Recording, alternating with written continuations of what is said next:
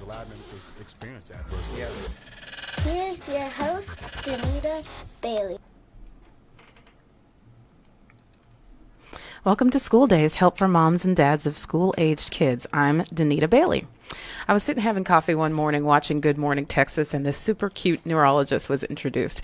She talked about something called neuroplasticity and training your brain to function differently, but she had an interesting spin on it. She talked about training your brain using the practice of gratitude. I was intrigued about how this could possibly impact students. So immediately I Googled her and I sent her an email to see if she'd be interested in talking to our audience, and she's here today. And I'm just going to be honest with you. Gratitude is something that doesn't come naturally to me. I'm definitely one of those analytical glass half full people, but I do work really hard at not skewing negative.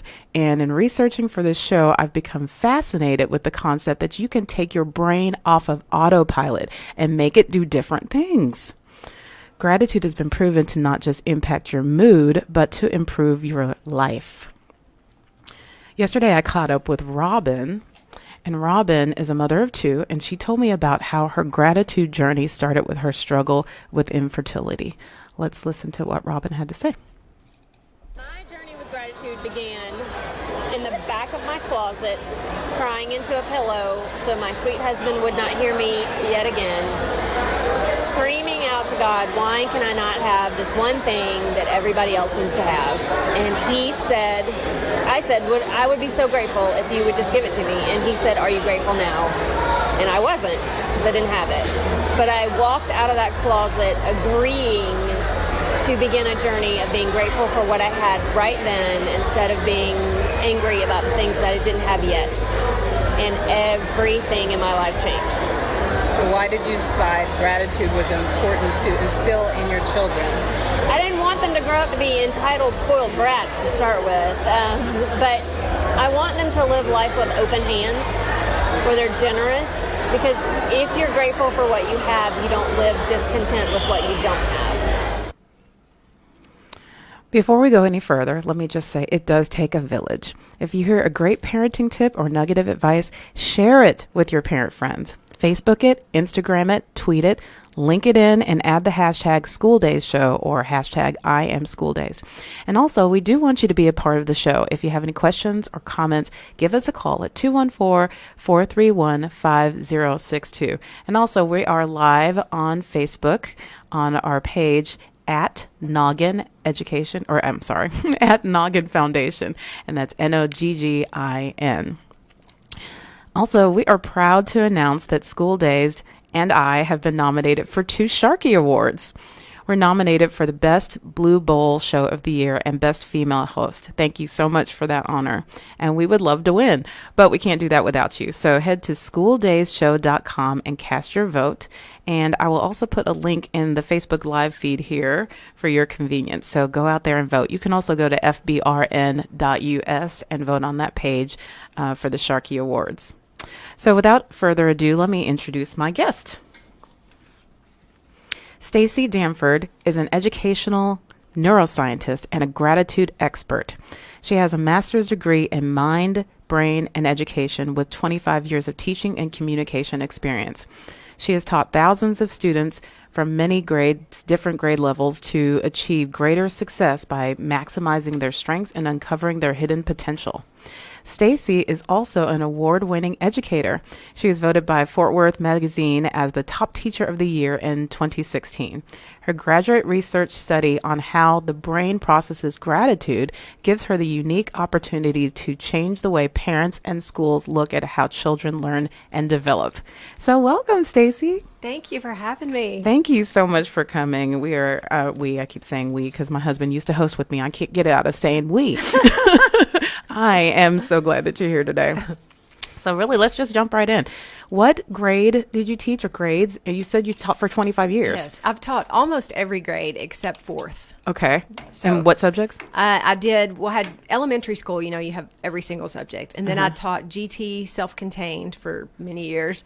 Then I taught GT outpull for several years. And then the last 8 years, I taught high school art. Oh, okay. Wow.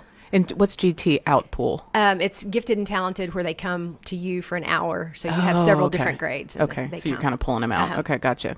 So how did you decide to start focusing on to change your whole career and start focusing on gratitude and become a neuroscientist? I had a student in my class that was, I always call him my biggest lemon. He was the hardest student I ever taught. And it was when I started teaching high school, and I knew nothing about teaching high school. I'd come from 5th grade, and he was just hard. And I'd never had that before. And I asked my daughter, who was a senior at the time, I was like, oh my gosh, Brooke, I can't do this. And I was telling her, what he did. And she said, Mom, no one cares what you know until they know how much you care. That's a good quote. And she said, what do you know about him? And I said, he's mean. That's what I know. And want him to stop. She said, that's why he's still mean. And so the very next day, I started trying to ask him questions about himself and his hobbies. And every single day, I would tell him something good. And some days it was, oh my gosh, I love the way you part your hair. That was all he did good. But it took a while, but after about 3 months, I noticed that when he came into my room, he had a smile on his face. And then 6 months, he would like, hey, Miss D, what's up? And I was like, oh my gosh, this was working. Well, at the end of the year, he ended up leaving our school, but he and I had a great relationship, and I kept up with him over the years. And he kind of went through a rocky road along the way, but he contacted me several years later and asked if I wanted to go have coffee one day. And I said, oh my gosh, I would love to. So while we were having coffee, I said, I want to ask you a question. And I said, why were you so much different to me than all the other teachers? Because they would have learned to love you too. And he said, Miss Danford, you smiled at me every time you saw me, and you made me feel like you were grateful I was alive. And I never forgot those words. I went home that very day and started looking up all the research I could find about smiling and gratitude, because that's what he said made the difference. Right. Had no idea there was a science in both of those things. And I knew then that it was something more than what I just had accidentally stumbled on in my classroom. Oh, that's amazing. So what do you do now? What's the gratitude business? That is a business that teaches people or companies how to rewire their brain or their businesses using gratitude. And it sounds like a woo-woo science, but it's backed by 1.6 million studies with data, control groups, research. It is a very wide study, and it shows benefits in almost every area. It's universal, regardless of race, religion, culture. Everyone wants gratitude, and everyone seems to benefit from it so far. Yeah.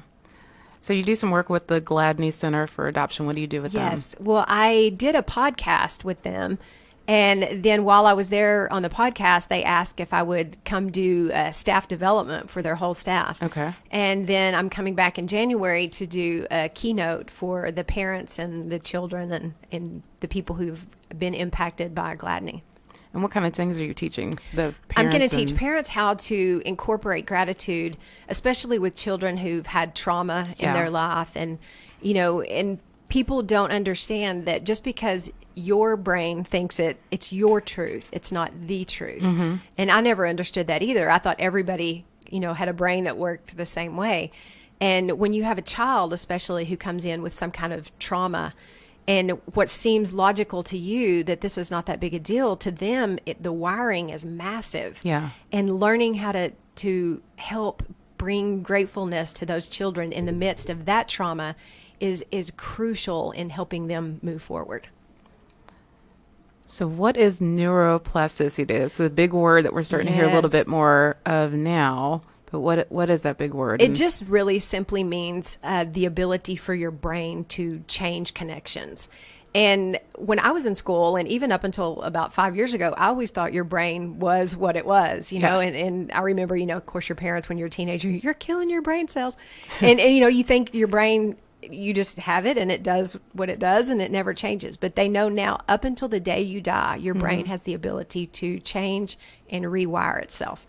It's like you have little roads in your brain, and you can go down the same road or you can alter the roads. And that's what neuroplasticity is. Okay. So if you have a connection in your brain, talk about like physiologically what that is. about, what it is. So let's say, like, for example, I use this all the time in my retreats and my workshops. When you see the word dog, just the letters DOG, first of all, your brain instantly transfers the letters to the word, and then you make a picture. Right. Well, some people make a picture. I thought everybody loved dogs because I do in my family, but about 35% of the people instantly go to fear when they see the word dog because they've had one bite them or they're afraid of them. So whatever your brain is telling you, like fear, danger, or cuddly, yummy, sweet pet, your brain is building connections and connections and connections and connections. So before you realize it, you're sweating, your heart's racing, or you have this sweet, warm, you remember the pet you had as a kid that, walked with you to school.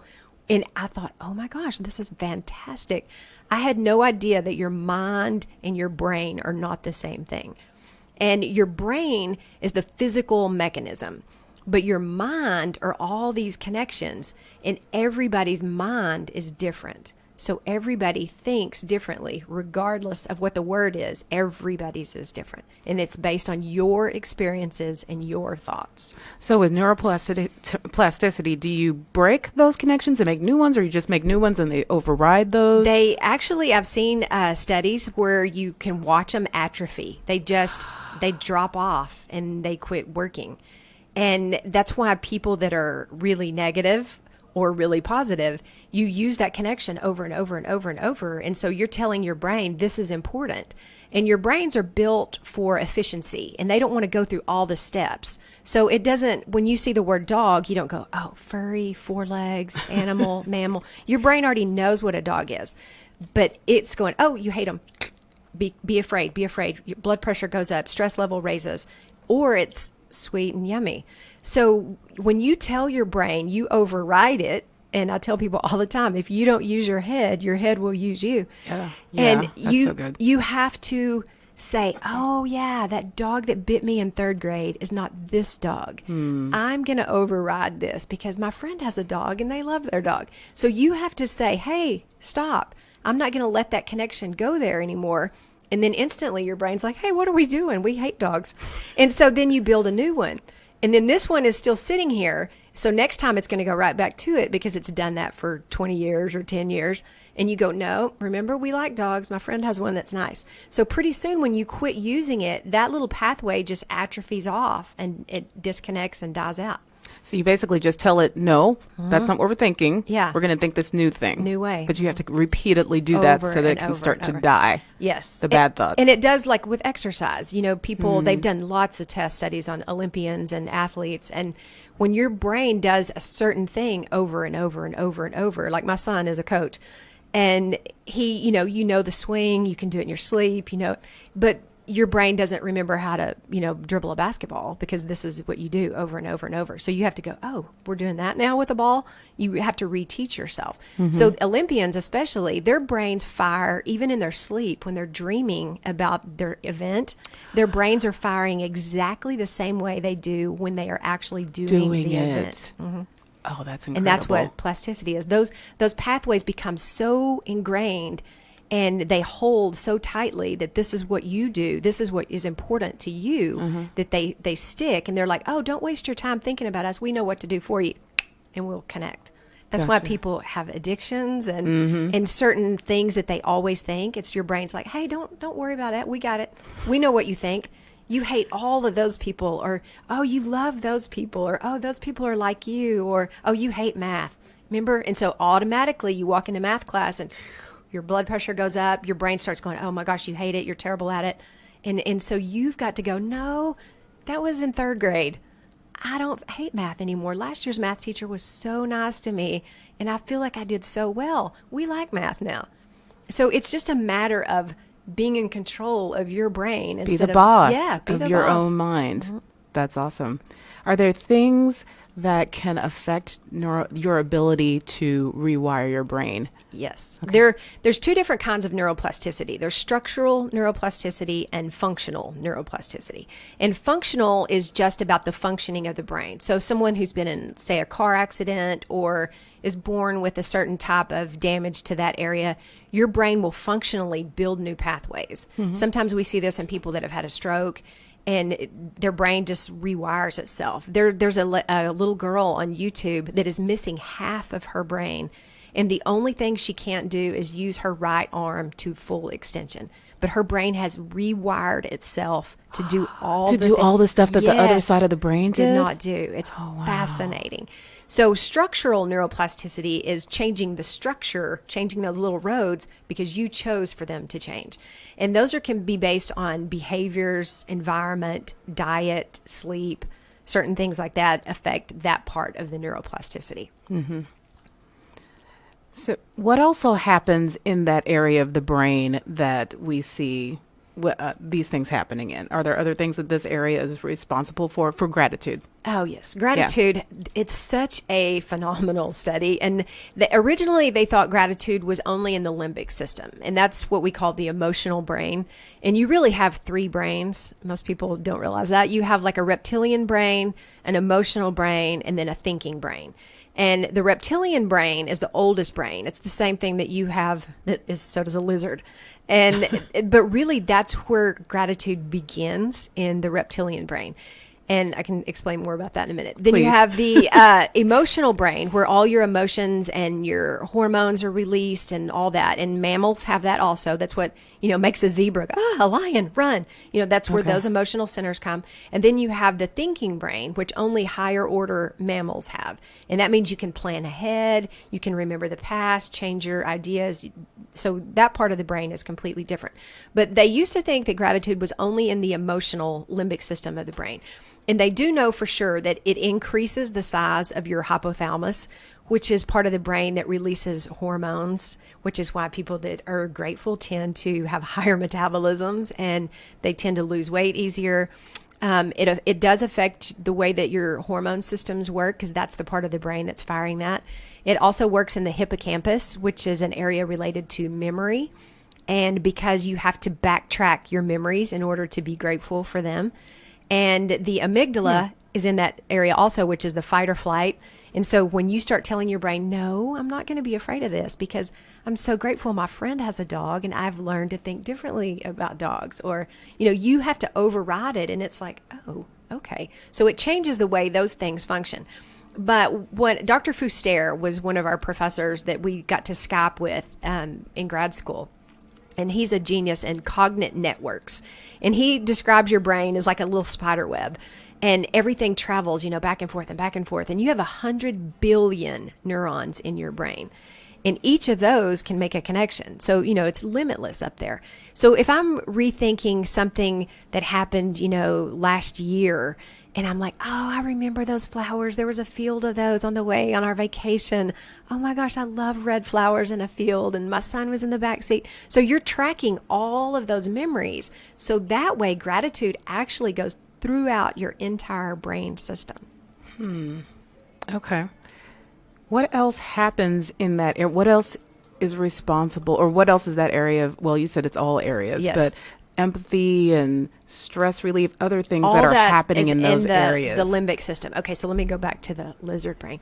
Okay, yes, so please. in your lizard head is something called the reticular activating system, and that's kind of been a big buzzword lately. But it's like a little secretary, and it's in the very base of your brain. It's the oldest part, and it's like a good secretary would let certain things in and keep certain things out. And so, if the salesman calls and, oh, no, she's in a meeting.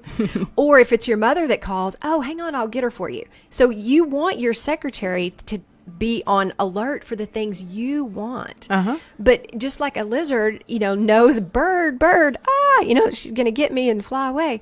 If you don't override it, it only helps you look for things that are dangerous or hurtful or whatever. So we only have 7 spots of working memory in our brain, give or take 2. So some people, only have 5 working, and your brain is receiving thousands and thousands of bits of information per second. And you only have 7 little spots to hold on to. So it starts chunking and go, oh, you don't know. That's not important to you right now. That doesn't matter. So when you are somebody... I think I have 5. I certainly don't have 7. When you're someone who's really grumpy or really positive, your brain, like I'm the happy police. So my brain has been told, okay, we're always on the lookout for gratitude. So I'll see things that other people don't see. Yeah. And they're really there, but you just don't notice them. And so, like, on the way to school every morning, my son and I always look for things to be grateful for. And, one day he said, "Oh, Mom, look at those deer." And they were all walking, in the school little parking lot. And he said, "Look, they look like they have on ballet shoes." And I was like, "Oh, I'm so glad I taught you this," because he looks. Well, the other kids that were in the car with us didn't notice the deer. And it's not that they weren't there. They disliked them, or they just weren't trained to be on the lookout all the time. Right. So it's the same way with people who are negative. If you think everybody's out to get you, or you're scared of all men with beards, or you're on the lookout for all the bad things, your brain's going, "Hey, that's important. Let's hold one of those 7 spots. Maybe let's hold 2 because you really hate it." And so you only have 5 spots left to go about daily life, and because you're constantly on the lookout. Did you see that guy? I think he's fixing to rob that bank. Or, oh my gosh, look, look, the weather. Oh, it looks like a tornado. Your brain is constantly on the lookout for negative. Is this why when you're stressed out, you forget things? Yes. Because in the limbic system, so the reptilian brain, the reticular activating system, talks to the emotional brain, which talks to the thinking brain. But when people say, like, "I don't know what I was thinking," you weren't thinking. Yeah. Because your blood flow and most of the activation of the brain is in these other areas. So the thinking brain is the last one to get the blood flow. So when people say, "I wasn't in my right mind," you see that all the time in testimonies in criminal cases. And they're like, "I don't know what I wasn't thinking." They weren't. And it's because when you let your emotions control you, that's where all the flow's going. That's what you're saying. This is important to me. People drop keys. You see that in the movies all the time. And because the motor cortex is up here in the new brain, and you lose your functionability of those things, and you are not thinking. And when you're super stressed, your cortisol level raises really high, and your brain is just going, "Hey, we got to start processing cortisol because you're wearing me out with all this dumping in here." And it's linked to belly fat. It's linked to all different kinds of things, because stress itself is not bad. It's really built to protect you. Right. But it's only supposed to last about 3 minutes. And it actually sends blood flow to your thighs because it's built for you to run and get away and be that's safe. fascinating. But we now live in a world where we're constantly stressed out. Yes. And you even hear kindergartners say that, "I'm so stressed out." You're like, wow. What it does now, the newest research shows that chronic stress, which releases cortisol continuously, eats holes in the human brain. And we are living in a world where our little children are chronically stressed out.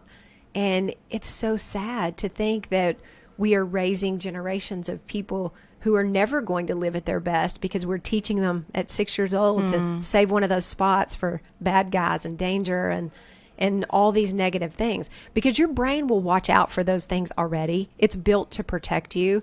You don't have to use one of your spots to constantly be on the lookout for that. That's good to know. Can your brain Recover? Yes. So by practicing these things, you've got all these holes in your brain from stress. Can you recover? Yes. And there's fill in the holes. There's so many things now and we know less about the brain than we know about space, which is kind of crazy. But up until, recently, the only way that scientists would be able to see inside a brain was after someone passed away, and Right. they would look at it. But you can't look inside a living human brain because it would hurt them. So now, because we have new technology and we can see, with fMRIs and PET scans and SPECT scans, we can see inside a working human brain. And they know now so much that they didn't know before. And brains have begun to heal themselves, and they're so much more pliable than we used to think. Yeah. And just like the little girl with half a brain, her brain has somehow rerouted itself. And we used to think only certain things were on the right hemisphere and only certain things were on the left. That is a myth, and I still fight it all the time. To hear people say, "Oh, I'm left brain." I'm like, "No, you're not. You're always your whole brain." And so when you hear that right brain, left brain, that's a myth that just will not go away, that neuroscience fights continually. And you never don't use both parts of your brain. There are certain things that function easier on the right hemisphere or the left hemisphere. But there's a thing in the middle of your brain called the corpus callosum, and it constantly lets both sides work together. And there are people that have had severe epilepsy that have had to have that severed, and their right brain does no longer talk to their left brain. And so they can see the word dog, but they can't tell you what the word is because the processing of language part of the brain is no longer doing the same thing, but they can draw you a picture of it. And then if you cover up the other eye, so the other side of their brain is working, they can say the word, but they can't tell you what it is. Oh, wow. You can Google it and split brain. And it's fascinating to watch these people and how their brains work. But unless you've had yours severed, your whole brain is working at all times. Okay. So the majority of us have not had that happen. Right. So tell us what gratitude is and what isn't it. Okay. How do you practice this? This is my favorite question in the world. Okay. During my personal research study, 88% of the people thought they were already grateful. Because most people think saying thank you and just nice manners, they think that's being grateful. And only 4% were actually scientifically grateful. And I was like, wow. So that's why people aren't getting the benefits of gratitude and they're not seeing it in their lives. They're not seeing the effects in their body is because they already think that they're grateful. So what most people think of gratitude is what I call casual thanks. And it's just things you do casually, thanks for my cup of coffee in the Starbucks Holding line. the door open. Yeah, thanks for holding the door. And you might even look at them and make eye contact, which is better than most, or thanks for letting me pull in the traffic or whatever. But you just go about your way. That does nothing for your brain. Now, we do notice when they don't do it, and we call those people ingrates, and it makes you angry. But when you are truly grateful, you feel it, and you'll feel it all over, and you'll change expressions. You'll have something, you'll have some kind of emotion. When you have the emotion, that's when you've taken control of your brain. And that's when your brain is releasing chemicals. And I call it the chemical soup. And you want the quartet singing in your head at all times. And that's serotonin, dopamine, oxytocin, and endorphins. Those are the happy guys. And you want that quartet going off at all times. But if you don't feel the feeling, they're not releasing the chemicals. So like this morning when the lady gave me my coffee at Starbucks, and I purposely, looked at her name tag and I said, "Oh, thank you so much, Jane." And she looked at me and she said, "You're so welcome." And I said, "I love coffee." I said, "It feels like morning magic in my mouth. Thank you for making it exactly to my order." And she looked at me like, "Are you on drugs?" Right. What planet are you from, lady? But then I watched her face and she was like, "Thanks for coming in today." And I was like, because I called her by name. And then That's big. when I took my first drink of coffee, I made sure I felt morning magic. And I was like, oh my gosh, I love the feeling of it going down my throat. And I always tell people coffee is my version of my granny. And because my granny was my favorite human on earth. And she gave me the same warm feeling that coffee does. Oh. And so my brain has now made a road for coffee and my granny. And so every morning when I drink my coffee, I'll always, tell my granny, "Thank you for being the person that taught me how to love and that showed me the joys of life and to be a spunky Spitfire girl." And I say that every morning, but I feel my granny. And I remember as a little girl sitting in her lap. And that's what coffee does for me because I've taught my brain. It's not just coffee. It's not just caffeine. It's not the thing that keeps me from being grouchy and having a headache. It's my granny. And it just took, it takes 30 seconds. 30 seconds is all it takes to rewire the chemicals to start dumping out. And people tell me, before they're like, "Oh, I don't have time to be grateful. That's crazy." And I'm like, you don't have 30 seconds. If you don't have 30 seconds, you don't have a life. And that's all it takes is to hold that thought for 30 seconds. You and I could be best friends with your love of coffee and my Okay. love of coffee. Oh my gosh, it's my favorite thing. So it sounds like this is just intentionality. Yes. And this sounds like mindfulness. Yes. We're actually going to talk about that next week. Oh, good. Social emotional learning and mindfulness. But just taking a moment to enjoy. Yes. To enjoy the moment and really be thankful for it. So it's not just positivity. No. No. I mean, just even like right now, you can, sit here and you can focus on the microphone and am I too close, am I too far, or you can go, oh my gosh, this is such a wonderful chance for people to get to hear about gratitude. Somebody out there can change their life. I feel the sunshine coming through the windows. I see the smile on your face. And so I'm noticing all that rather than focusing on, am I saying it right? Am I, all that. So your brain just does what you tell it is important. And so when children learn to do that, And especially my 11-year-old. So I was telling you a while ago, I have a 30-year-old, a 26-year-old, and an 11-year-old. A little gap there. But my 11-year-old has learned nothing but gratitude, because that's all the person I've been since I had him. So he's always unaware of gratitude. And he's so much different than my other children who've learned to be grateful as adults. But his processing is out of this world. And I'm like, wow. If it happens when you're young, you know nothing but that. And you never save one of those spots for negativity. And so he always notices the good in people. And, Mom, did you see her cool shoes? Or that lady had pretty hair. Or, Mom, go tell her eyelashes are pretty. You know, he notices all of those things only because he's been taught to be aware that the world is much better than it is hurtful. Yeah. I have to ask about the saving one of the spots for negativity. So my mom said I've been worrywart forever, and I work very hard to not do that, but I'm not there yet. So how do you people that worry are probably planners and things like that. How do you make sure that you are still protecting yourself, or still planning and making the changes that you need to, so that you move forward and you don't miss stuff? And yeah, I feel like I need 5 of my things to be. We just talked about that in the online class that I teach. We just did a whole little live about worry. And the new research is crazy about what worrying does to your brain. And it works in the same area as addiction. And so it fires in your brain as a reward when you get the thing that you worried about.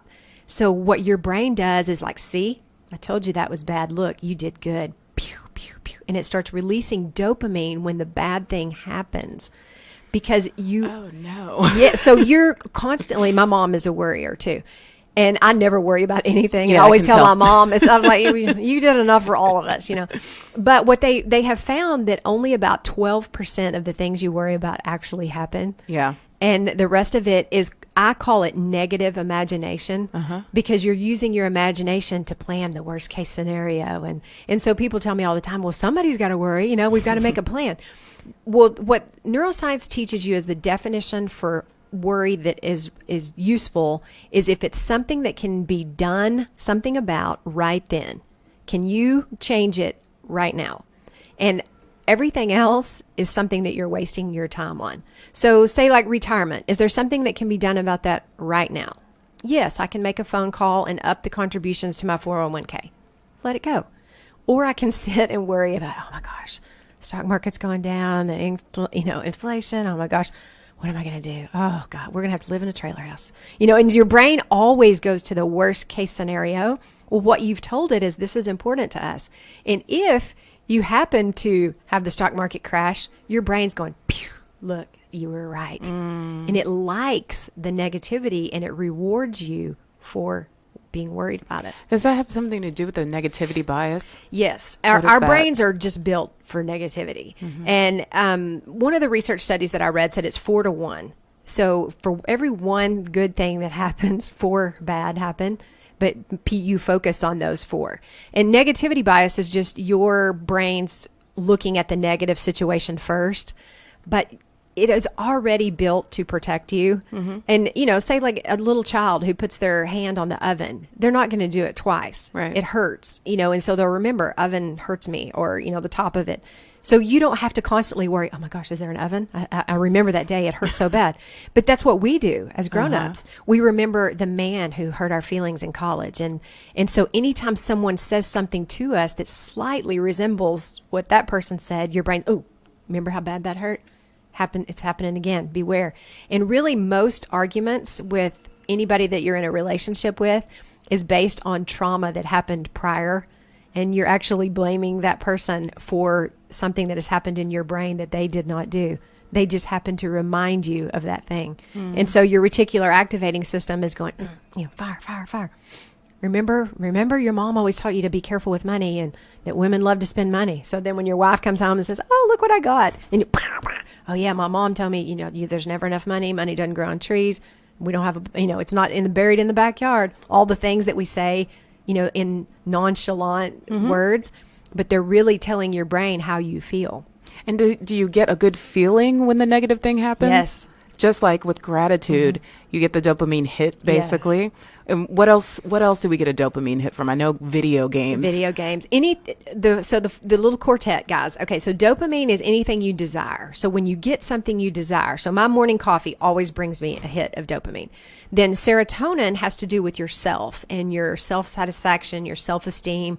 When you like yourself, you like your accomplishments, you like the way your children have grown up, that's serotonin. Then oxytocin is an oven. It's a warm feeling. It's the love hormone. But I also am conscious of that, when my son sits in my lap and things like, I'm like, oh my gosh, I love this feeling. He's 11. He's fixing to be 12. His days in my lap are short-lived. My 30-year-old doesn't crawl in my lap. So I'm consciously aware to hold on to these moments and these memories. And then endorphins, I call those the eclipse, they block the pain. So depending on how you feel the gratefulness, you're releasing one of these 4 little guys in your head at all times. And drugs also give people a huge dopamine hit, especially heroin and the very addictive fentanyl and things like that. They mess with your dopamine receptors. Prozac and things that people take for depression, those are serotonin boosts. And, oxytocin is, in lots of things, especially when my brother died of a drug overdose and Oxycontin was, his cause of death. And people want that feeling and they want it quickly. And so they look for it sometimes in external things, not realizing that you can learn to give that to yourself at any time of the day. Wow. Let's take a quick break and say that if you have any questions for our guest, Staci Danford, our phone number is 214-431-5062. We would love to hear from you. And if you're watching us online on our Facebook page at Noggin Foundation, please feel free to type in some questions and we will answer them right away. So we are called School Dazed. I want to make sure that we don't, I'm geeking out with you here. But I want to make sure we talk about how gratitude and the practice of gratitude can help with academics. Okay. So we're talking. Oh, yes. So what's my question? Right. Okay. Say something. I thought we were still on the break. No. Okay. We never left the air. Okay, good. How can it directly impact academics?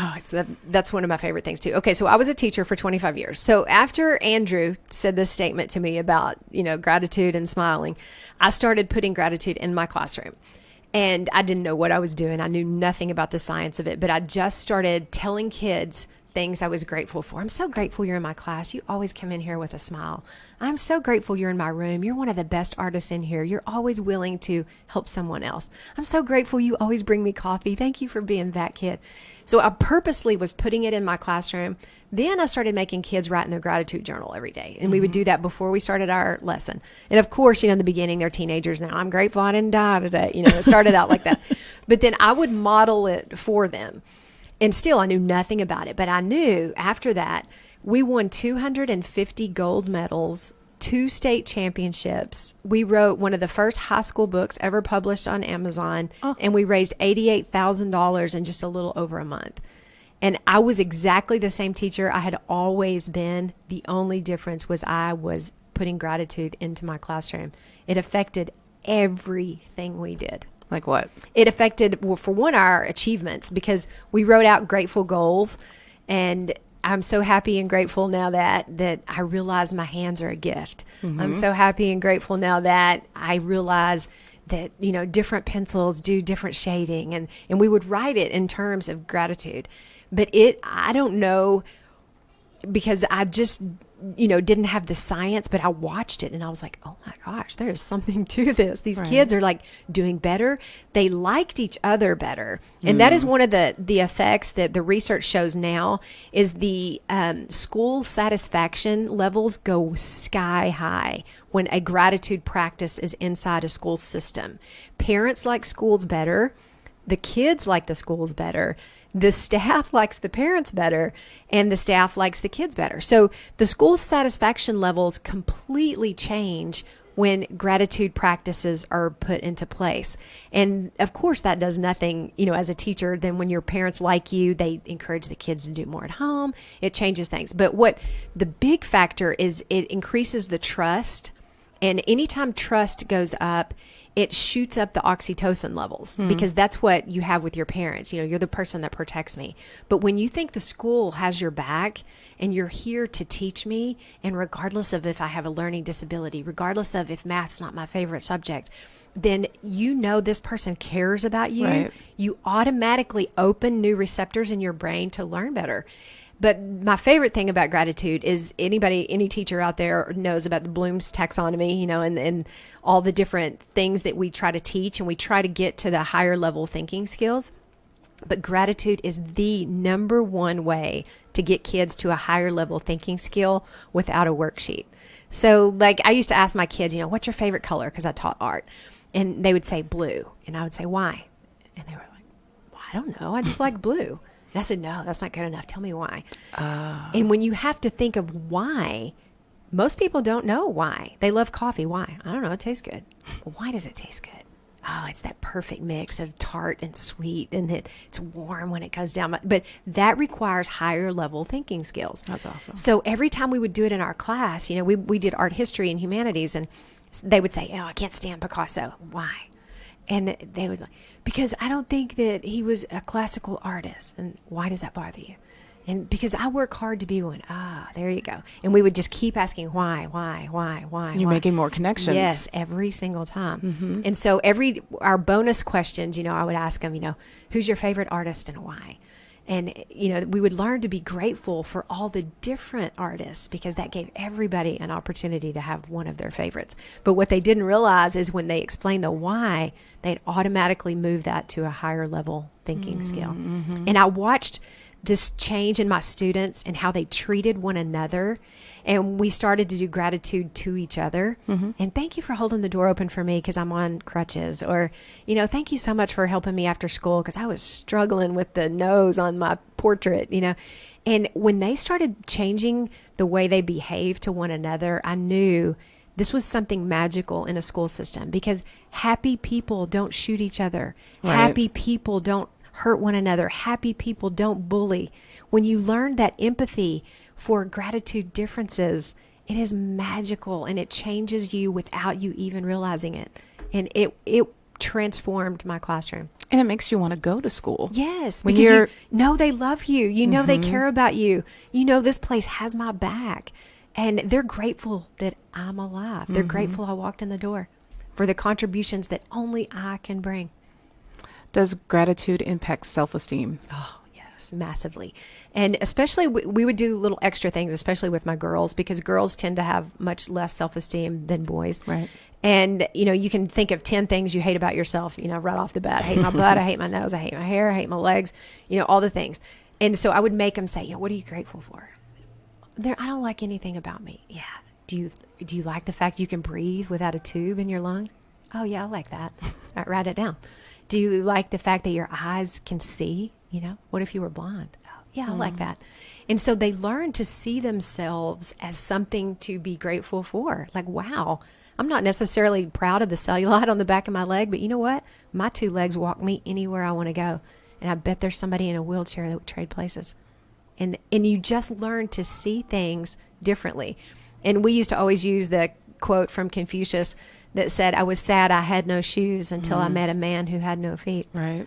And that's called comparative gratitude. And when you look at people that are less fortunate at you, and, you know, because you're mad that you don't have the new iPhone 11 or whatever, and, you know, all your friends have it, or they have all brand new cars, and I didn't get one. But do you have one? Does it take you all the places you want to go? Can you go on a date? You know, does your phone call your best friend at night when you're dying to tell them your news? Then what else do you need it for? You know, be grateful for what you've got on the way to what you're going to get. And that's when the magic happens. I think also you talked a little bit about how girls have a lot of things that they don't like about themselves. I think when you're putting less energy and thought towards, you know, I don't like my skirt today, I don't like my hair today, then you're having the opportunity to put more things in there that'll be useful for you. Because you're saving one of those 7 spots. Yes. For, we don't like you. Remember, you have all these things wrong with you, and I bet everybody else sees them too. You don't have the right clothes. Yeah, you don't have the right, your parents don't live in the right place. You don't have the right stuff. So I made my girls, we did it out loud in everybody who comes to my house knows I talk to myself in the mirror every single morning. And there is the most fabulous YouTube video called Jessica's Affirmations. I use it in my retreats, but I tell people, go Google it. It's on YouTube. And it's a little girl talking to herself in the mirror. And she's, I like my hair. I like my haircut. I like my pajamas. I like my mom. I like my house. I like my whole life. And so we would say that in the classroom. But I talk to myself every single morning, and I'll wake up, at 52. Some mornings you're not looking very good.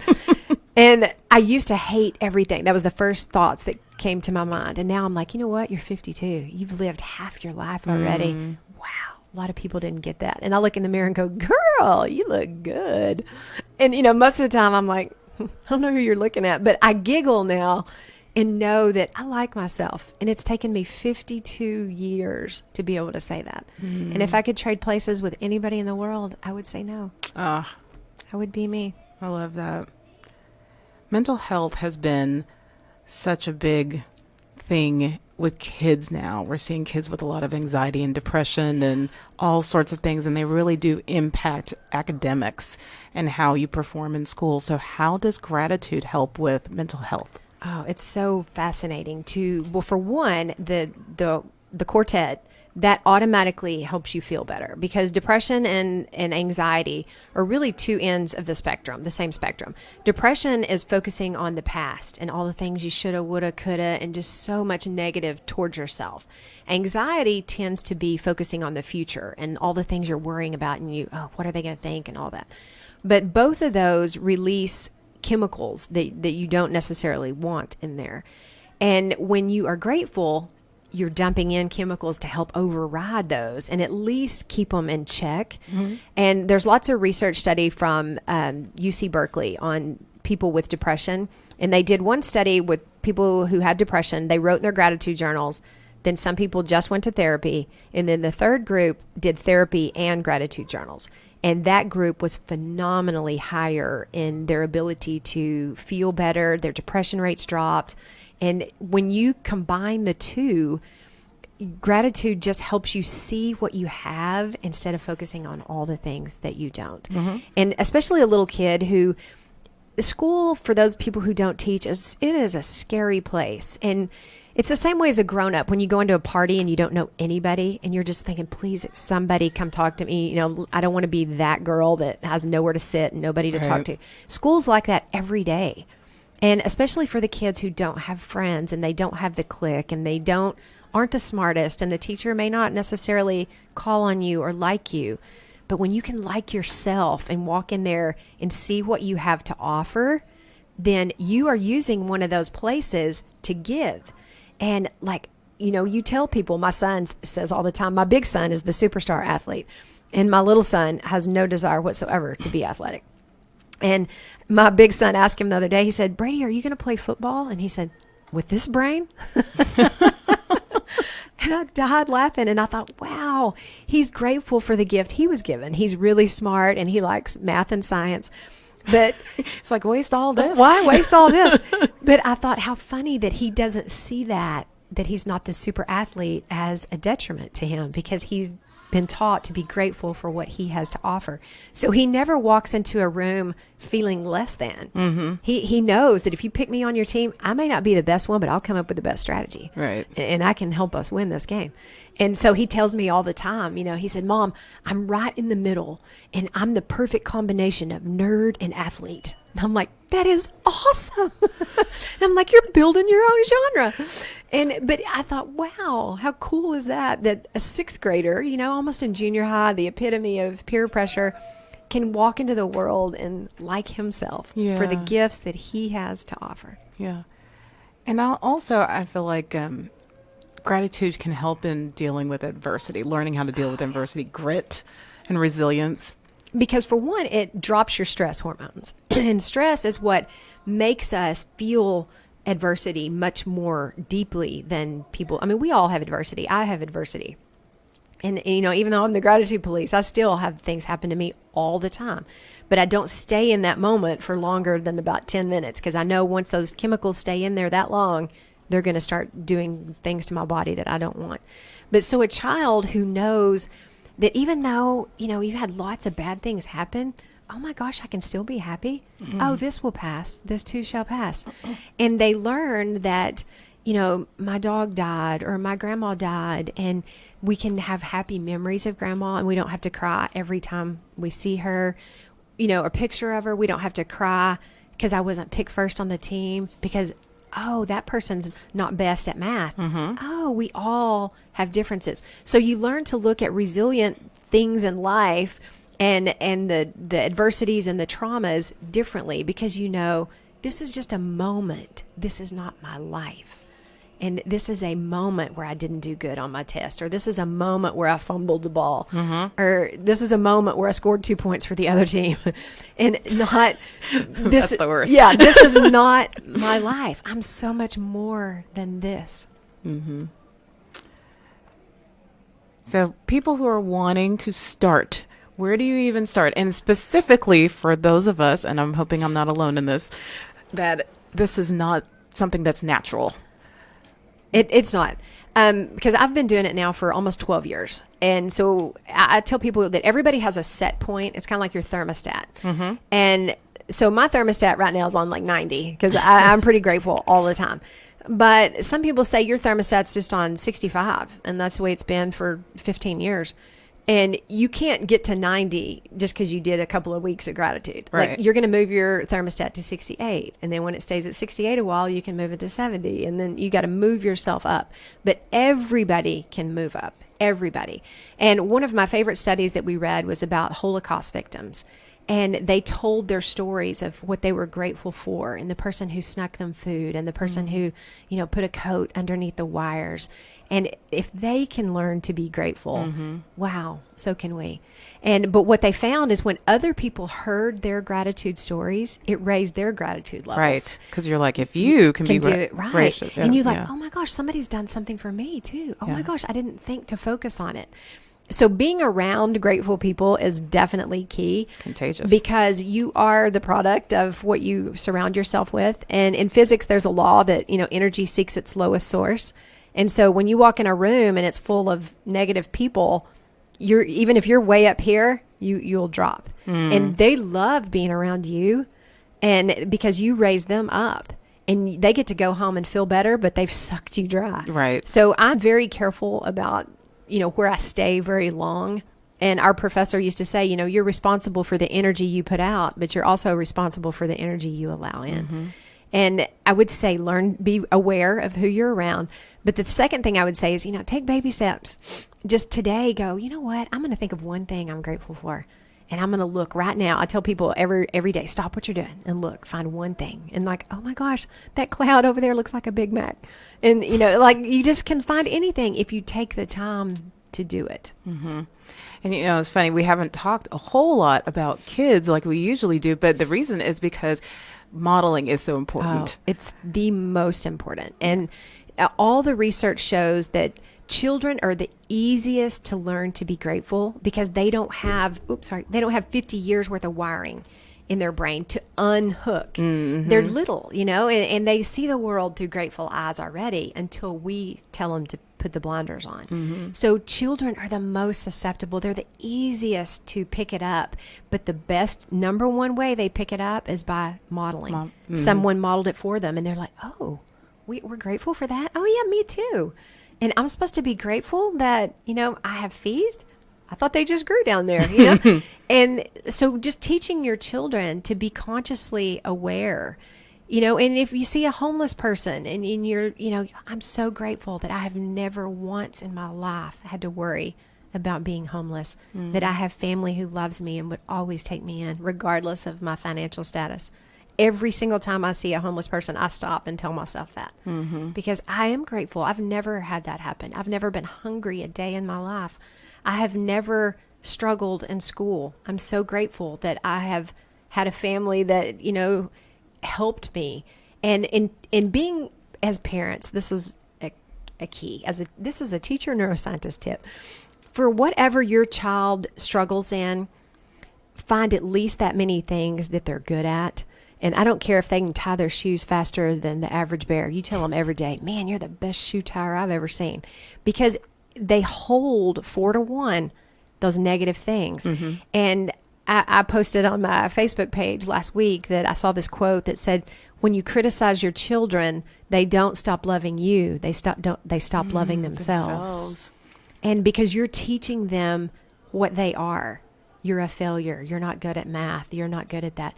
And so, like, my son is not the greatest at grammar. And he's in 6th grade. And I have to remind him to put a capital letter in a period. I'm like, you should know that by now.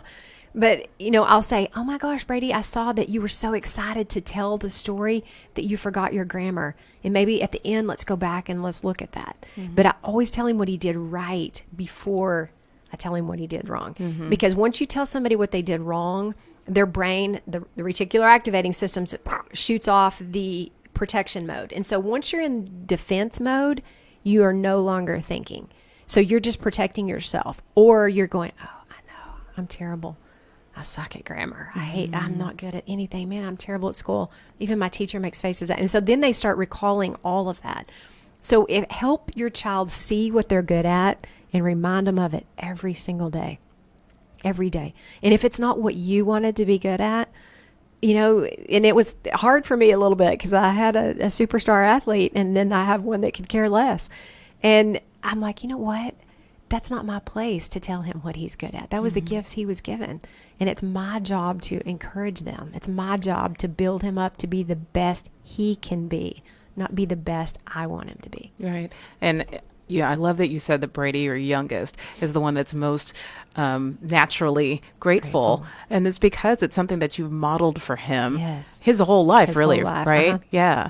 So that's something that we as parents really need to grasp onto because they are for sure going to be watching us and doing what we do. That's with anything, honestly. But I just love this concept of gratitude and just taking control of your brain and not letting it be the boss of you. I know. And if people want, I have a thing that I will happily email you for free. It's called the Daily Dozen, and it's a dozen things that parents can do daily to incorporate gratitude in their children. If they'll just email me, I'll send it to them. We can put it on our website. Okay, because it's so easy. I mean, it's little things like, we do gratefuls at dinner, and I have learned more about my child at dinner than I ever did any other way. Because when kids get home from school and you'll say, how was school? Good. What'd you learn? Nothing. What'd you do? Not much. That's the typical thing they say. But, at dinner, he'll say, when we have to say our gratefuls, and he'll say, oh my gosh, I'm so grateful. I got picked first in dodgeball today, even though I'm not the best, because they knew I had the best strategy. And I'm like, that's so awesome. Or, just recently he said, I'm so glad I picked the clarinet to play because there's only 4 boys playing the clarinet. It's all girls. I'm like, oh, no. And I said, why did you choose the clarinet, Brady? And he said, Squidward. I said, what? And he said, SpongeBob, that Squidward played the clarinet? I said, we just bought an instrument based on Squidward. SpongeBob. Yeah. Mm-hmm. But I thought I saw into his little head things that he would have never told me. Mm-hmm. But when he learns to be grateful for that, it's magic. It's magic at the dinner table. I love that. We'll definitely have that tool on our website. And I wanted to mention, I actually downloaded a couple of apps because I'm just very techie and my phone is always with me and so is everybody else's phone. So it's just helpful to have things on your phone that can help with this. So I did download the 365 Gratitude app. Mm-hmm. And so this is kind of the mother of gratitude apps, I noticed. So it has a gratitude jar and you press on that jar and then you do posts kind of like you would on Facebook. It allows you to do pictures and you can either take a picture or get one out of your phone, which I thought was kind of cool because yesterday I was grateful that my daughter, my 7-year-old, won Dot Day at her school. She decorated a shirt with a bunch of dots and she won for the 1st grade. Aww. So I was grateful for that and I took a picture of her with her shirt on. But this also will allow you to level up. You can get points and awards and titles and things for that. You can also join with other people on the app and build a community of other grateful people and look at what they're grateful for. Sure. Watch their posts. And then this is the coolest thing. There's something called Joy and she's a llama. Joy, your happiness coach. what she does is she will ask you questions based on the topic that you want to talk about. So I chose friends yesterday. And so she would say, who's a friend that you're grateful for? And I said, Robin. And why are you grateful for Robin? Well, I'm grateful because she does this.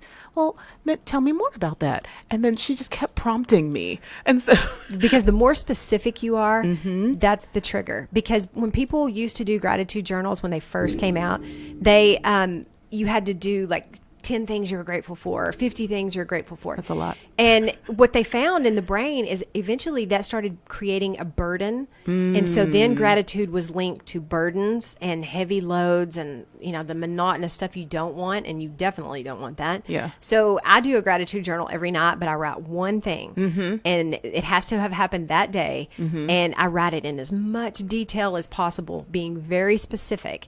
And then when I'm having a moment, as I call them, of a down time, I go back and start reading my gratitude journal. And it instantly will pick me up because I wrote it in so much detail that I can relive it in my head. Yeah. And when you tell people, like, thanks for dinner, Mom, that's nice, but that's more manners. But if you say, thanks for dinner, Mom, oh my gosh, you fixed my favorite thing. I love chicken spaghetti. You've been making it since I was 4. You're like, oh my gosh, I'll make it for you every day. You love that as a parent. And if we tell our kids, thank you, son, for taking the trash out. I was running behind today. I appreciate that you're always willing to help. Guess what they're going to do next time? Help. Reward the behavior. And we, as parents and schools especially, there's 2 things. It's called affirmations and recognition.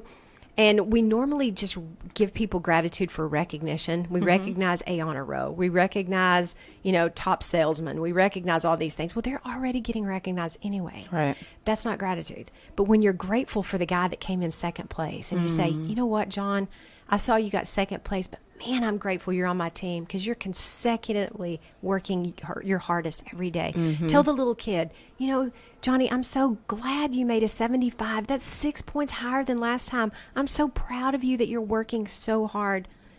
What will he do? Oh my gosh, 6 points. I'm so proud of myself. Instead of, A honor roll, B honor, he's never going to get that. But he can always improve. When you're grateful for those things, I'm so grateful that you're the best trier in my classroom. I love a trier. You see kids for what they have to offer, and they will do so much more than they ever thought they could do. And imagine how we could change the world if you're not only changing your own disposition in your own life, but if you're sharing that with other people, there would be so much less violence and unkindness and all of the things that are just making our world very scary place. Yes, when kids look at each other and see you're not like me, they're automatically, oh, I'm scared of you, you're not like me. But if you go, oh my gosh, you're not like me, I love your hair. I always wished I had curly hair. Or you're not like me, I love your shoes. And see what they have to offer instead of what you're afraid of. Yeah, that's so great. Thank you so much. You're Unfortunately, so we're out of welcome. time. We could talk about this for another hour. And I feel great. I don't know about y'all listening, but I feel wonderful. All right. So we always want to let you guys know what's happening with Noggin. We do want to talk about North Texas Giving Day. This is our final week. It's actually happening this Thursday. So North Texas Giving Day is an 18-hour online giving event designed to empower every person to give back to their community by supporting North Texas nonprofits and the causes that they care about. So each year, Noggin receives support from cities all over the U.S. And because we have school days now, we actually get to share Noggin with people all over the world. So Noggin uses this money collected from North Texas Giving Day to fund our free tutoring program. This year, we were able to give free tutoring to 13 students because of North Texas Giving Day last year. So this year, we already have 20 students on our waiting list. We're asking that 334 people give at least $30. $30 is great. And if your pocketbook says that you can give more than 30, that would help us to get to our goal even faster. So right now, today and through September 19th, you can schedule your giving. And September 19th is actually North Texas Giving Day, and that's my birthday. So go to NorthTexasGivingDay.com and you're going to search for Noggin. That's Noggin. And you can also go to schooldays.com. And for those that are listening online, before we end the Facebook feed, I will put a link in there. Next week, I'll sit down with Preeti Ahuja, who is a student engagement coordinator in the Social Emotional Learning Department of DISD, that's Dallas Independent School District. Research shows that social emotional intervention leads to better classroom behavior, ability to manage stress, stronger decision making, higher likelihood of obtaining a college degree, and adult employment. So make sure you tell your parent friends about next week. As always, head to our website, schooldayshow.com, for more information. And remember, you don't ever have to miss a show. Find us on Spotify, Apple Podcast, Google Play Music, and pretty much anywhere you listen to your favorite podcasts. And don't forget to follow us on Facebook, Instagram, and Twitter at Noggin Foundation. That's Noggin. And do you, YouTube? You can find episodes of School Days and other videos featuring the fun educational programs we offer through Noggin on our YouTube channel. So go to YouTube and search for Noggin Educational Foundation. And last but not least, we always want to end the show by saying that David and I are parenting by grace. We depend on God to give us the wisdom and strength we need to raise our kids into flourishing adults. And if you would like to know more about that, I'd love to hear from you. Email me at info@schooldayshow.com. Have a great week. School Days is sponsored by Noggin Educational Foundation. At Noggin, we provide free educational resources to students from low-income families and support to their parents like the preceding broadcast. School Days is made possible by the generosity of listeners just like you. Please consider donating to Noggin at Noggin, Noggin, foundation.org. When it's time to advertise your company, business, product, service, think fishbowlradio.com. The largest personality-driven internet radio network in the world, operating 24/7 with over 100 diverse shows, music, talk, news, inspirational, sports, entertainment, 750,000 listeners a month and growing, local, national, global. Now